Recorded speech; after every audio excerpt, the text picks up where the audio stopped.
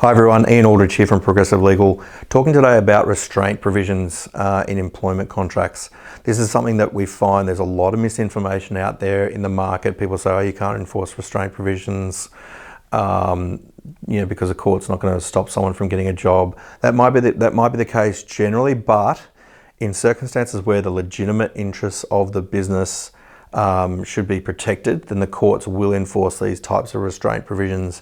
There's a whole number of indicia that the courts take into account: the seniority of the person, the length of time of service, the exposure to sensitive confidential information while they were there at the business.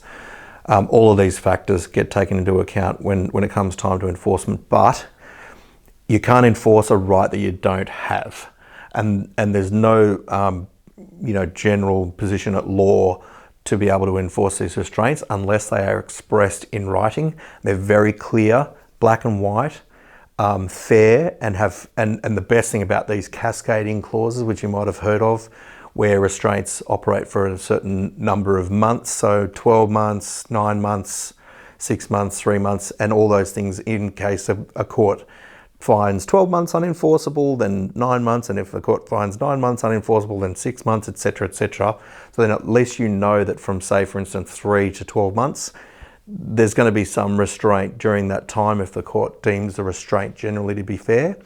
It's a very different conversation that I have when a person comes to me saying, hey, this business is trying to enforce this restraint on me, and I see a contract with very, very well drafted restraint provisions and clauses and cascading clauses, then if the contract was didn't have those clauses, or the clauses weren't well drafted, or there was some ambiguity to them, it's a very different conversation that I have with someone, just so you know from a business owner's perspective, hey, these are actually very, very good things to have. And at the end of the day, you may not want to enforce them. The great thing about having some of these things in place right from the start is that sometimes it stops the conduct from even happening in the first place. We don't know how much that happens, but we do know. I can tell you how many times I give advice to some people and say, don't bother doing it, don't do this, don't do that.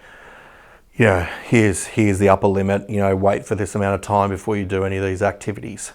So believe me, they do work, but it all obviously depends on the jurisdiction, the state, how well they're drafted, and obviously the seniority and other things that I mentioned before. But they're really great to have as a starting position, and then you can determine.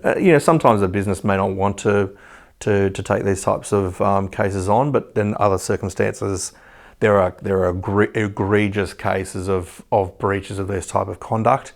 You want to make sure you've got these clauses in your contracts, so that if you do need to rely on them, you can do so, and not just sort of putting your hands up in the air saying, oh, I wish I'd just had these clauses in the contracts that employees will just sign off on anyway. But unfortunately, if they're not in the contracts, you won't be able to enforce them. We provide fixed fees for these types of employment contracts that have these clauses in place.